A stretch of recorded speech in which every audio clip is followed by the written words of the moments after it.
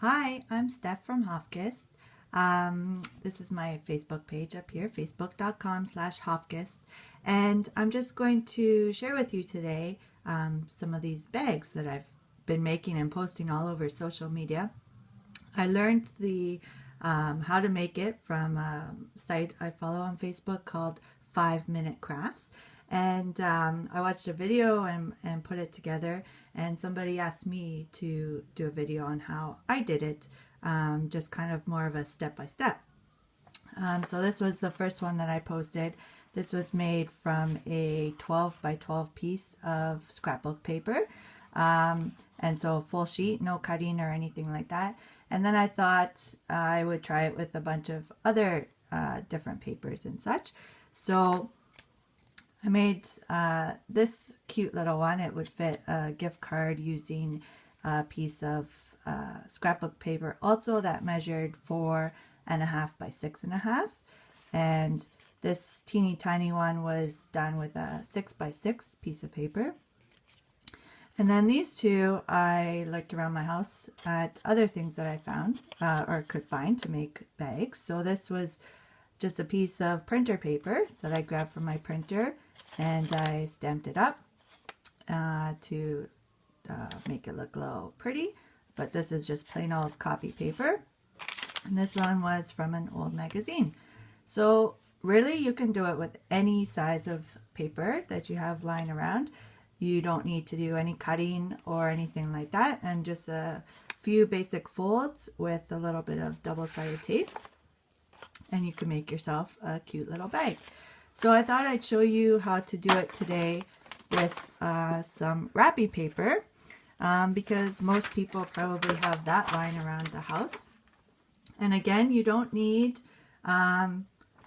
a specific size. You don't need to do any measuring or whatever. It doesn't have to be square. It could be rectangle. And you'll probably just play around with it to see what size of bag you need.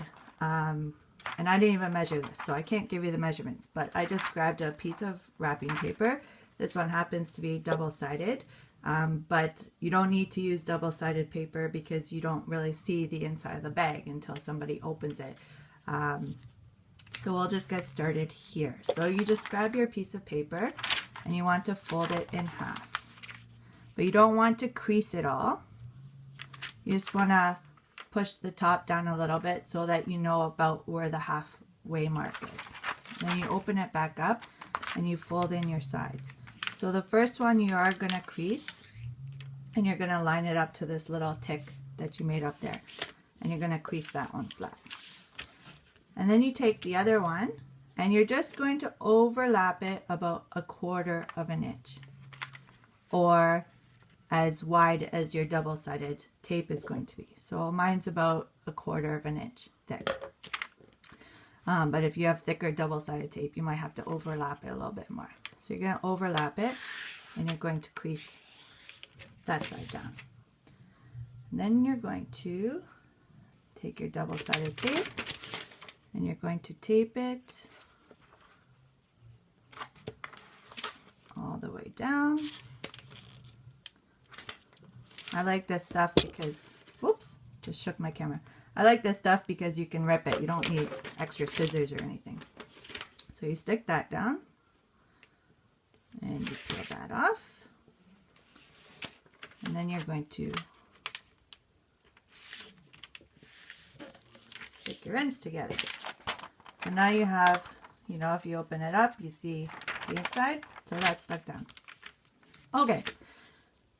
Now this is where you determine the thickness of your bag. So it could be any thickness you want. Again, there's absolutely no measuring. So you're going to start by folding up the bottom of your bag. So if you fold it up, let's say this is about 4 inches, that's how thick your bag is going to be. If you want a thinner bag, then you're going to just do a smaller fold at the bottom. So it's totally up to you. I'm going to make a little bit of a thicker one here. This is probably about 2.5, 3 inches I'm doing. So you just fold it up. And then you're going to push on these sides here. And you're going to want to maybe stick your finger in there to make sure that that's crisp. But you're going to see that your sides start to fold in. And you have this score line here in the middle. That's from this score line here at the side. And you're going to line that up. You can see the inside of your bottom here of the bag. So you're going to line that up approximately. Make sure this is a crisp corner. And you're going to fold that open. Okay, and you're going to do the same on the other side. Crisp. You're going to line this score line up about with the inside. And you're going to fold that. So now you have this kind of diamond shape here. Okay, and then you're going to do the bottom closure of your bag. So you're going to fold this one either up to about this halfway mark or a little bit over. You're going to fold that one down flat. And then you're going to fold the top one over, meeting up with this bottom flap. But again, you're going to overlap it about 1/4 of an inch or so. Again, nothing's exact. And that's for your adhesive. Okay, and then again, you're going to take your adhesive and you're going to put some along the top and along the bottom, just to your score line. If you go any further, you're going to see the tape, right? Okay, and you're going to do that on the other side. Take that off.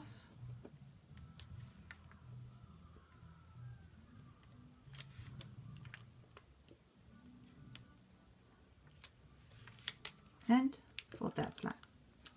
Okay, if you wanted to, you can stick some more adhesive under this flap along the sides, but I haven't found that I needed to use that. Okay, so now we got to do the sides of our bag. So I like flipping it. So you see here, the flaps that you just folded create kind of this triangle. And what I found worked is if when I folded in the sides of my bags, if I squared off the bottom. So going from, if you just kind of do this imaginary line across there, and you're going to fold it all the way up the side. And that's just approximate. So, you know, if you kind of line it up there to get this nice 90-degree corner at the bottom, is how I did it. Again, there's no measuring. That's why I love these bags. Okay, so you want to give a nice crisp fold. If you have thicker paper, a bone folder would work just to get a nice crisp fold. And on these sides, you're going to want to fold it the other way as well. And you'll see why in a minute. So you're going to fold that. Then you're going to do the same on the other side. Again, get that nice 90-degree corner there. Line that up. Push down. Okay. You can use your nails if you have nails. And you're going to fold it back over the other way. Okay, so you open up your bag now. And you can stick your hand inside and fluff it open. You can see your bag starting to take shape. So this is where it comes in handy that you folded your sides both ways.